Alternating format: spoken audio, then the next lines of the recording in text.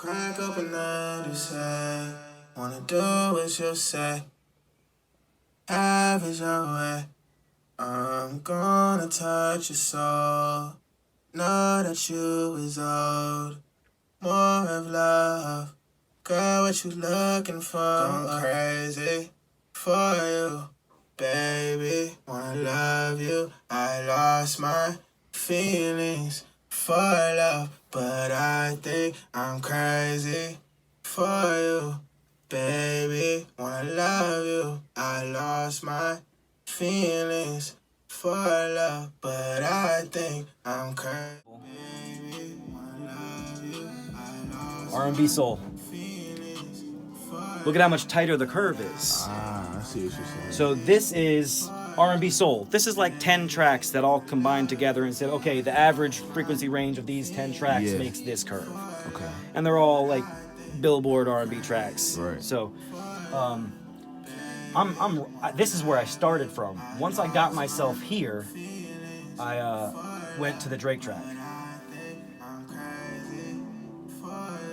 And the Drake track, that's the curve I got from the Drake track. And this is convoluted.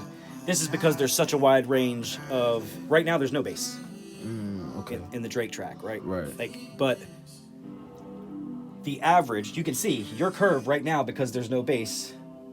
Your curve shrinks down in the area where it's more accurately represent like here. Now we have silence, but it's still reading. So look at how the average is changing. Okay. Yeah. Right? Yeah. So it's all about averages. Drake's average curve is well, the lowest bass was here, and the highest bass, and that's that clipping right there. That crazy clipping bass is right there. That's crazy. But yeah, so that's feelings for love, but I think I'm crazy for you, baby. Wanna love pre-master, you, lost my feelings 10.2 decibels. but I think I'm That's the reference track, 10.2 decibels. baby. Wanna love you. I lost my feelings. My track is 1 decibel quieter. Does it sound quieter? I'm crazy for you. Magic. Baby, wanna love you.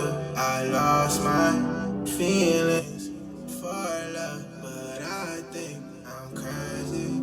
How crazy is that? That blows my mind. Yeah.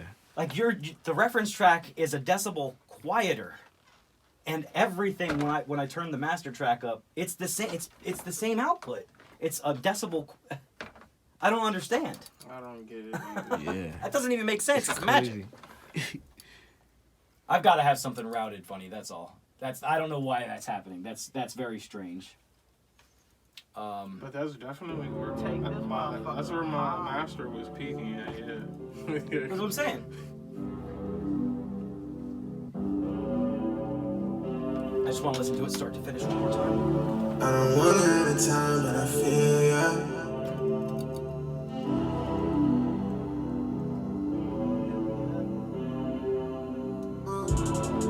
I don't even wanna feel, but I feel for you, baby. Wanna love you.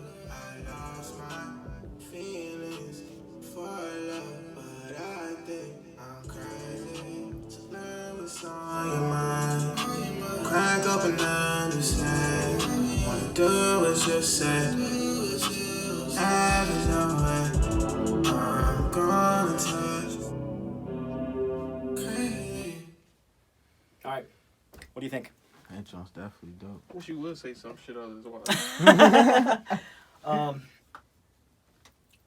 If you want, I can kind of walk you through what I did. Yeah, that'd be dope. So, what Take mixed down for me, I didn't mess with his mix. Okay. He gave me 3 things. He gave me the instrumental, your main vocals, and your ad-libs. So just those 3 stems is all I worked with. Okay. I took your lead vocal, I put a channel strip on it, and a parallel compression. This over here is the parallel compression, and then this is the channel strip I used for your main vocal. Okay. It's just an EQ. I didn't add anything else to the channel strip. I did the same thing to the backing vocals. It's just an EQ. They look like big cuts, but they're not as big as they appear. Your GUI looks bigger. Right, Yeah. the GUI is bigger, and the scale of the chart. And then I have everything. I have all three of those tracks: the instrumental, and I also have an EQ on the instrumental, boosting frequencies. I have on everything. I have another compressor. And then from there, on both of your vocals, I'm sending out to a stereo delay, a tape delay, and a room reverb and a short reverb. And I'm applying the room reverb to the stereo delay and the tape delay. Okay. All of that goes out to my my submix, which has yet another compressor on it. And then into my mastering chain, and compared against the reference track. And then from there, there's my mastering EQ. And then I have a dynamic EQ on some specific points. And then my maximizer, bringing it up to the threshold I wanted at. Wow.